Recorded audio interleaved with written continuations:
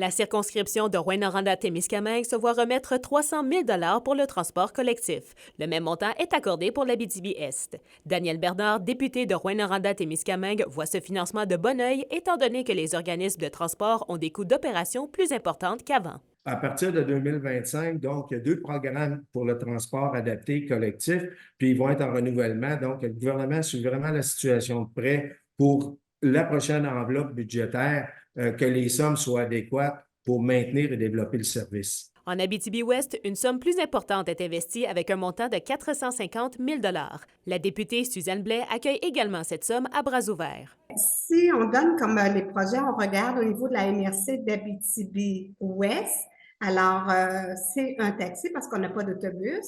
Alors, ça s'appelle le coup de pouce.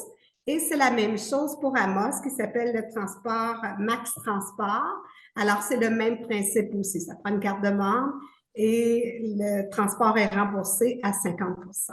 La préfète de la MRC de Témiscamingue, Claire Morduc, affirme que cette aide est la bienvenue, mais selon elle, ce n'est pas suffisant pour continuer à améliorer les services actuellement en place. On devra présenter d'autres demandes et demain soir, il y a une réunion de travail qui est convoquée pour les membres du conseil de la MRC. Une réunion de travail, c'est à huis clos, avec les dirigeants de Tactémis, justement pour discuter de la façon de faire qu'on devra adopter dans les prochains mois. Ces sommes sont dans le cadre du programme d'aide d'urgence au transport collectif des personnes. L'objectif à long terme est d'assurer la continuité et l'amélioration des services du transport public partout en région.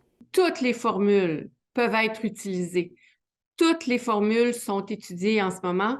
On regarde comment mieux utiliser, par exemple, les véhicules municipaux. On regarde comment optimiser l'utilisation du transport collectif déjà disponible. Kimberly Hall, RNC Nouvelles, Rouyn-Noranda.